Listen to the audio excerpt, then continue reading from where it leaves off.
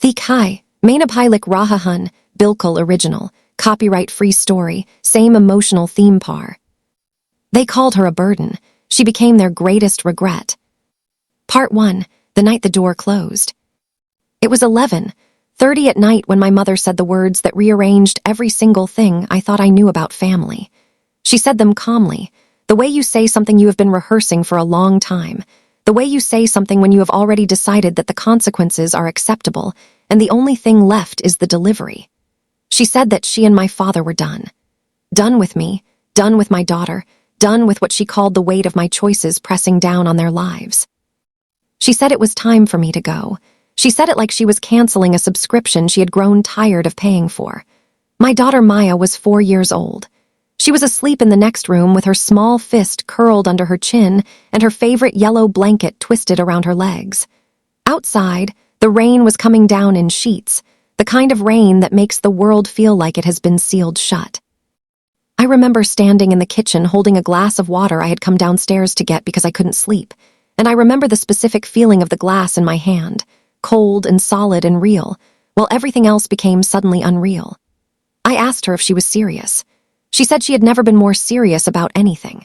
My father appeared in the doorway behind her, arms folded, jaw set, wearing the expression of a man who had made a decision and was not interested in revisiting it. Between the two of them, they occupied the doorway completely, and I remember thinking that even the architecture of that moment was telling me something. There was no room for me in it. My name is Sarah. I was 20 years old that night. I had grown up in that house, in that kitchen, at that table where I had done homework and eaten breakfast, and learned to read and had my first real conversation about what I wanted my life to look like. I had grown up believing that whatever else happened, that house was the thing that would not move. I was wrong. Houses are just structures. It is the people inside them who decide whether they hold or release you, and my parents had decided. I need to tell you how I got there before I tell you where I went, because the night of the rain was not the beginning of anything. It was the end of something that had been ending for years, slowly and quietly, and in ways I had been trained not to name. Part 2, how it started. I was 17 when I found out I was pregnant. Not careless, not reckless, not the cautionary tale that people construct after the fact to make themselves feel safer than the person it happened to. I was a girl in a relationship with a boy I trusted, and the trust turned out to be more fragile than I had understood.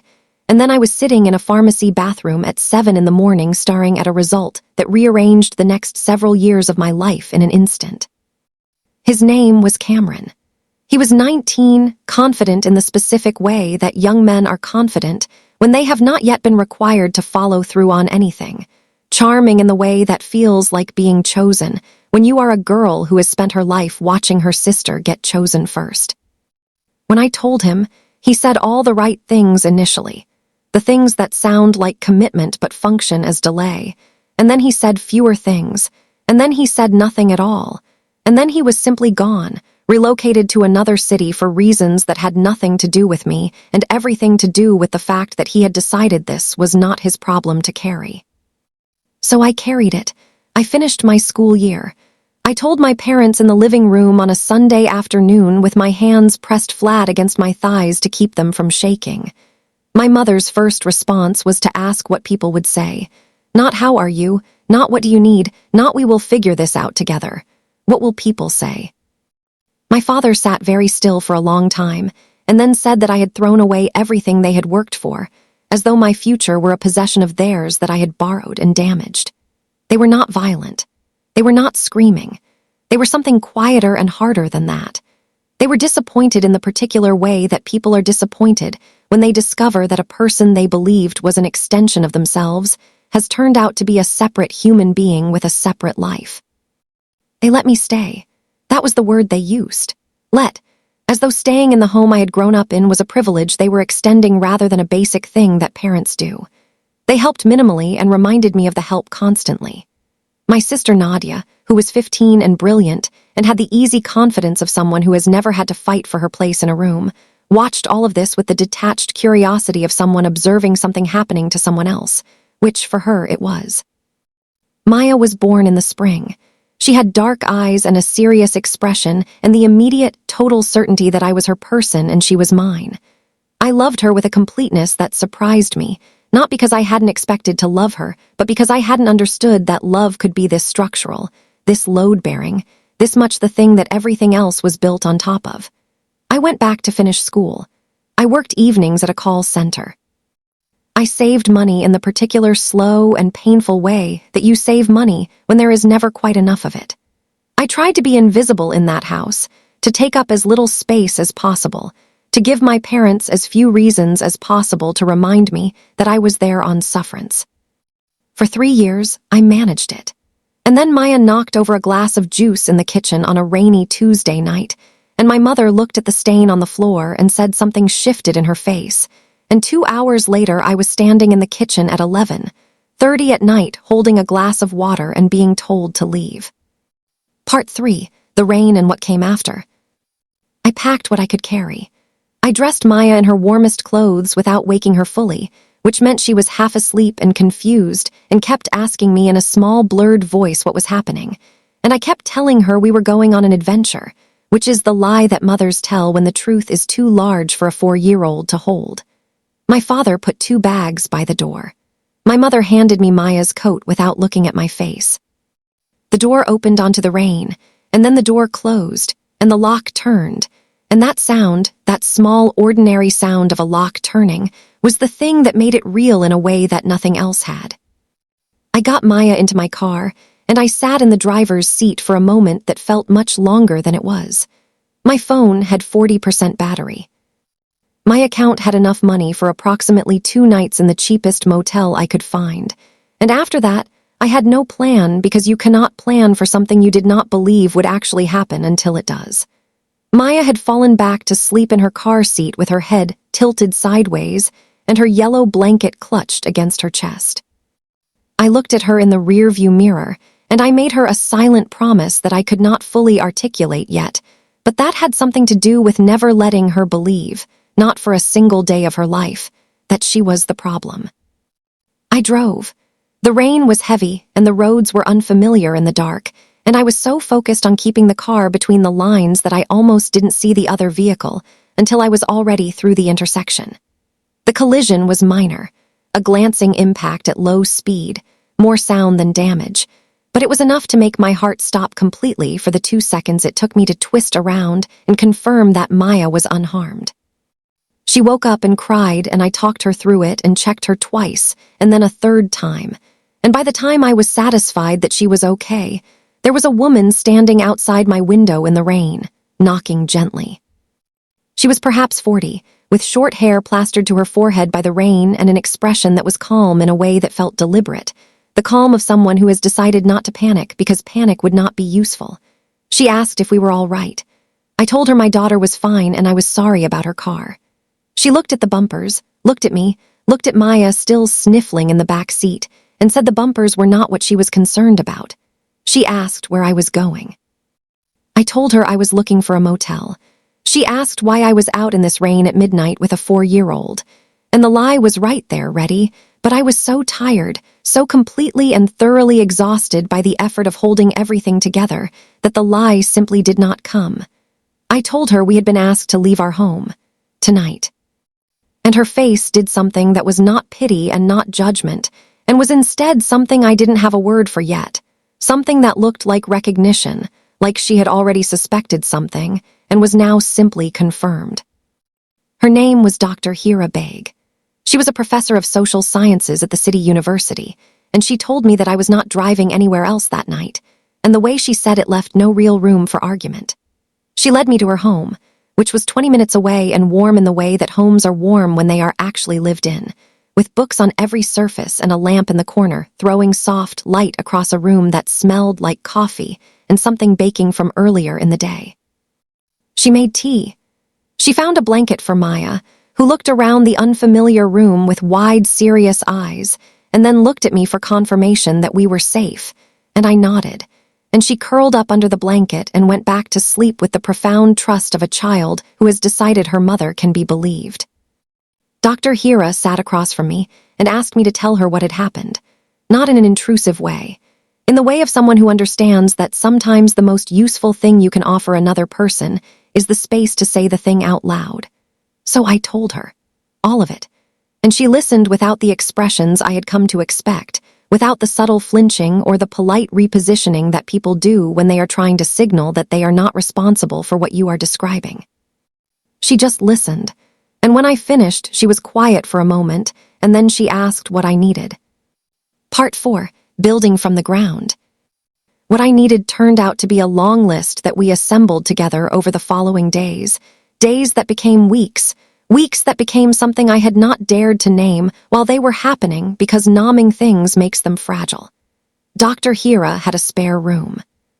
She offered it with the same matter-of-fact directness with which she had offered tea, as though it were a logical next step rather than an extraordinary act of generosity, and I accepted it with the specific combination of gratitude and humiliation that comes from needing help you did not ask for and cannot immediately repay. She helped me enroll Maya in a nearby school. She helped me negotiate with my employer about my schedule after I explained that my childcare situation had changed. She sat with me at her kitchen table on a Sunday morning with 2 mugs of coffee between us and asked me when I had last thought about what I actually wanted my life to look like. I stared at her. I told her I had a 4-year-old and a part-time job, and no permanent address, and wanting felt like a category that did not currently apply to me. She said that was exactly when wanting mattered most.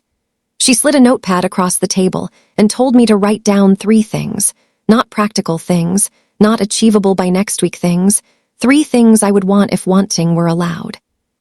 I wrote them down slowly, feeling slightly ridiculous, feeling the way you feel when you have been told for long enough that something is not for you, that the act of reaching for it feels like trespassing. I had wanted to finish school.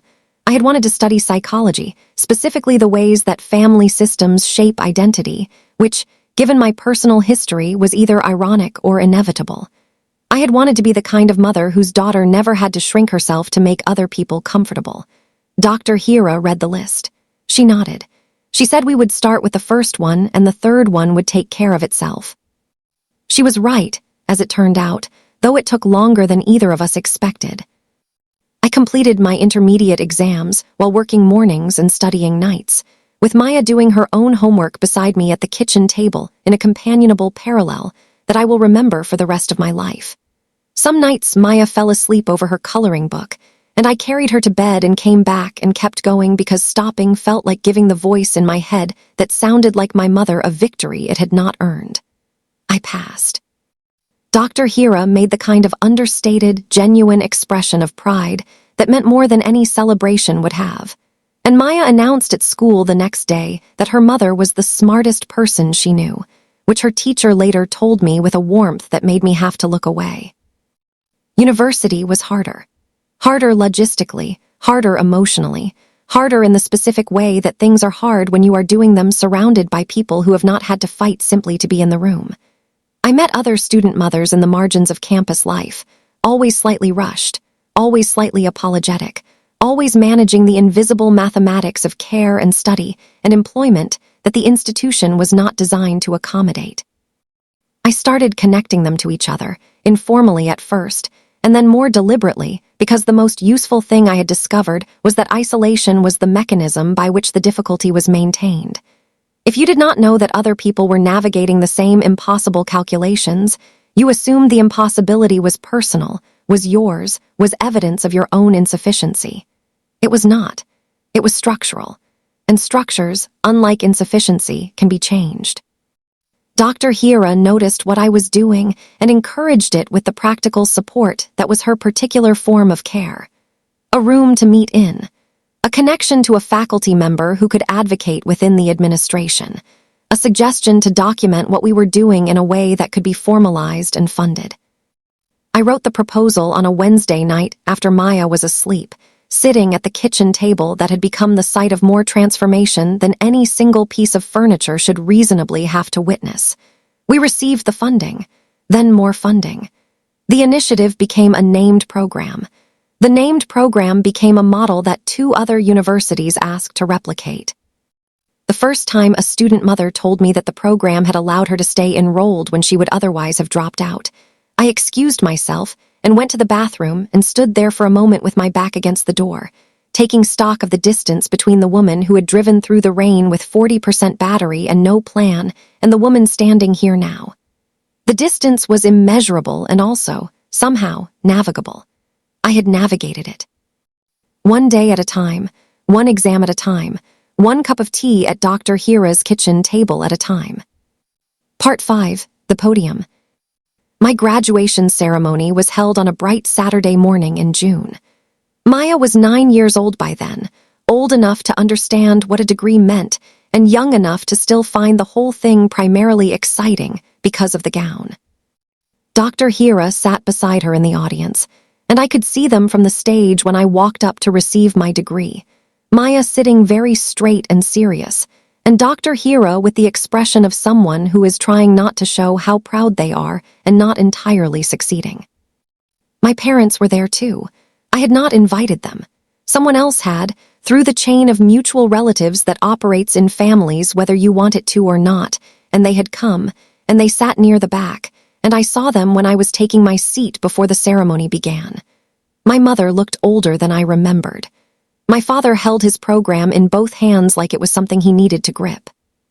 Nadia sat between them, no longer 15 and detached but 22 and present, and when she saw me, she raised her hand in something that was almost a wave. When my name was called as the student speaker and founder of the Student Parent Support Initiative, I walked to the podium and I looked out at the room. I found Maya in the audience immediately, the way you always find the person who is your reason, and she gave me a small, serious nod that was so entirely her own that I almost laughed. I adjusted the microphone. "Good morning," I said. "My name is Sarah. I am a graduate. I am a mother. And I am someone who was told at 20 years old on a rainy night with a 4-year-old asleep in the next room that I was a burden too heavy to keep carrying. I watched the room absorb that. I watched some people become very still. I continued. I told them about the rain and the car and the woman who had knocked on my window and asked where I was going. I told them about the spare room and the kitchen table and the notepad with 3 wishes written on it. I told them about the mothers I had met in the margins of campus life, always apologetic, always one emergency from the edge. I told them that ambition does not dissolve simply because circumstances become difficult. I told them that the structures around us can be changed, and that changing them is not charity but justice. I told them that if anyone in that room had ever been made to feel like a weight on someone else's life, they had been lied to, and the proof was that they were sitting here, in this room, having built something from that lie that the person who told it could not have imagined. I stepped back. The applause came up fast and genuine, the kind that is not polite but real. Afterward, my parents found me near the exit. They always find you. My mother's eyes were red. My father held himself with the particular stiffness of a person who wants to say something and has not yet found the words that feel adequate. My mother said she was sorry. My father said she was right. Nadia stood slightly apart from them with an expression I recognized as the one she had worn at 15, watching from a distance, but the distance was different now. Smaller. I looked at them for a long moment. I thought about the door closing in the rain. I thought about the lock turning. I thought about Maya in her car seat with her yellow blanket. I thought about everything that had been built on the other side of that door, without them, in spite of them, not in opposition to them, but simply without them, because they had removed themselves from the story and the story had continued anyway. I told them I forgave them, not for them, for myself, because resentment is heavy and I had already carried enough heavy things.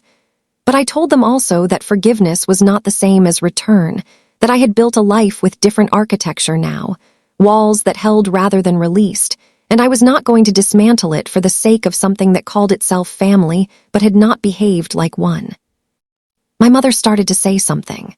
I looked at Maya, who had appeared at my side and was looking up at me with her dark, serious eyes, and then I looked at Dr. Hira standing a few feet away, watching with quiet patience, and I took Maya's hand and I turned toward the people who had shown up, and I walked away from the people who had not, and the sun was bright and the air was warm and the life in front of me was entirely, completely, without question mine.